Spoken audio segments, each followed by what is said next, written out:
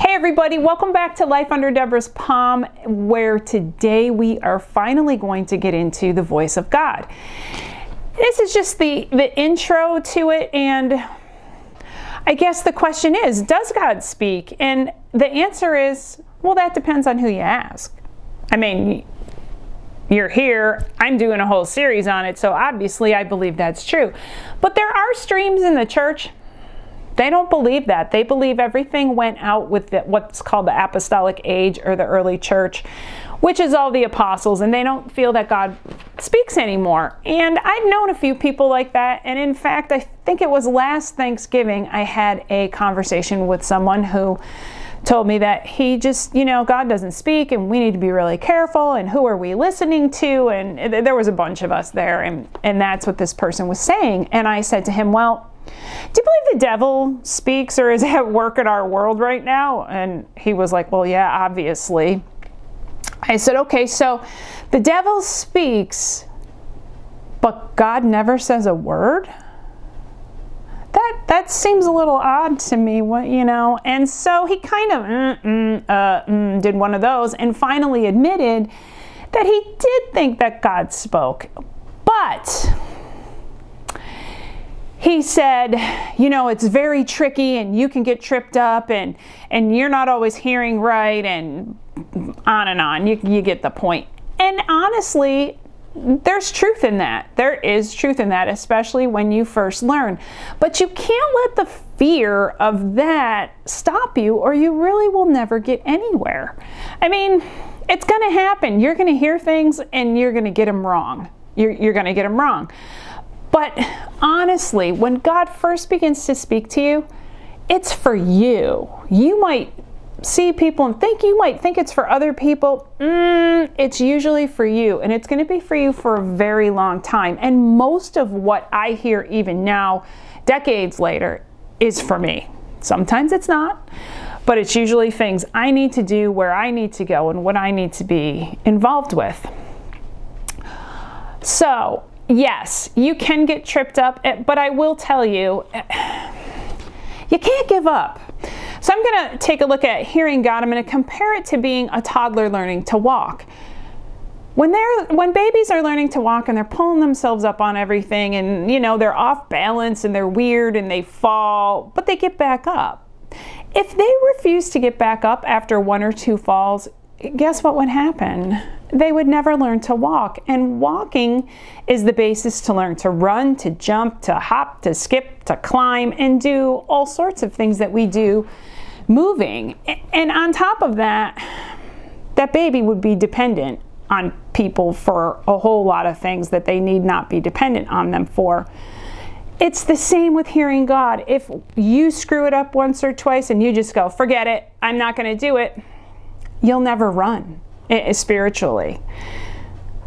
You just won't. You won't mature in those things. And if you can't hear God, you'll have a hard time maturing in other things. So why does God speak? Now, let's go back a little bit. We'll talk about Abraham. And God called Abraham a friend. And so imagine you have a friend, and you talk to the friend all the time, but the friend never talks back to you. How long would you stay friends with them? Probably not long. I mean, God's intent is to speak to us. We have plans, we have purpose, we have destiny. And if we can't hear God, we're not going to find those things. We're not going to hit the fullness of what God has for us. We're going to have difficult decisions to make in our lives. Sometimes God's like, you know what? Get what you want, do what you want. Other times he has very specific places you need to be and times you need to be there. And if you don't know that, if you can't hear, you're going to be out of time and you're going to be out of order and you're going to miss. And all through Scripture, God talks. He talked to Adam and Eve and Isaac and Joseph, all the prophets, all the apostles, and way more people than I've just named here. Now, I used to think that they heard because they were special. I mean, they were in the Bible. They had to be special. Or at least they were more special than me. And on top of that, I had a mom who heard, and I knew that when I was really young. And I just thought, well, she's one of the special ones, and I'm not. Wrong. That is so wrong. If you think that way, Wrong, wrong, wrong. I have heard more than one pastor in my life say that God speaks every day. You just don't realize it. Thank you, because that statement was both vague and annoying since you didn't explain to any of us how you heard God and how he spoke.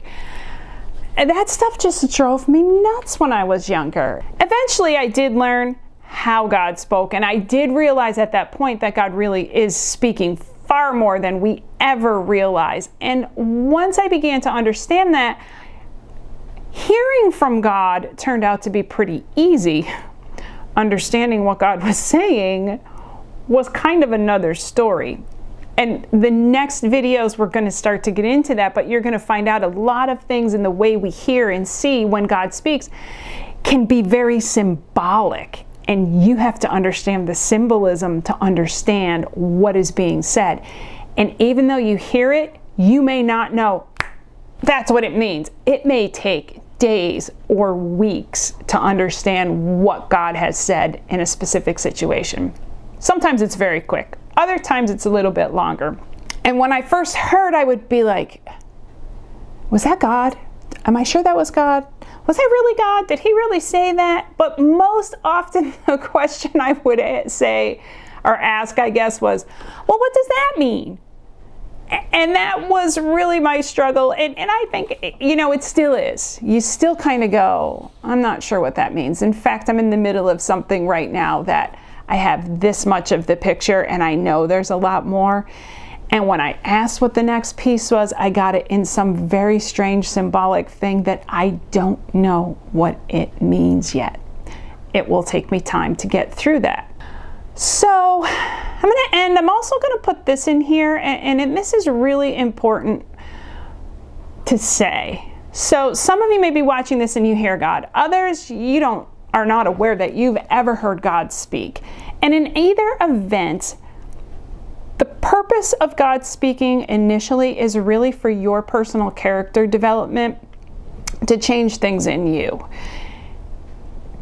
God's not going to hurt you. He's not going to slap you around. He's going to tell you very gently the things you do right and some things that you need to change. Now, that being said, if you are called to higher things like we talked about in the last series of videos about your spiritual giftings, if you are called into some of those really higher things where you hear the Lord and you need to speak it in a congregation, you have got to have your character developed or you will be a train wreck.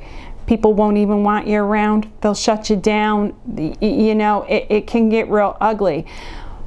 But that doesn't mean you should be afraid of any of it. God is so looking for you to come listen to what he has to say. It's really true. So I hope that you'll stick with this, and we will check into the next video is going to be about the ways God speaks. So until next time, under my palm tree that's non-existent because it's darn near winter here,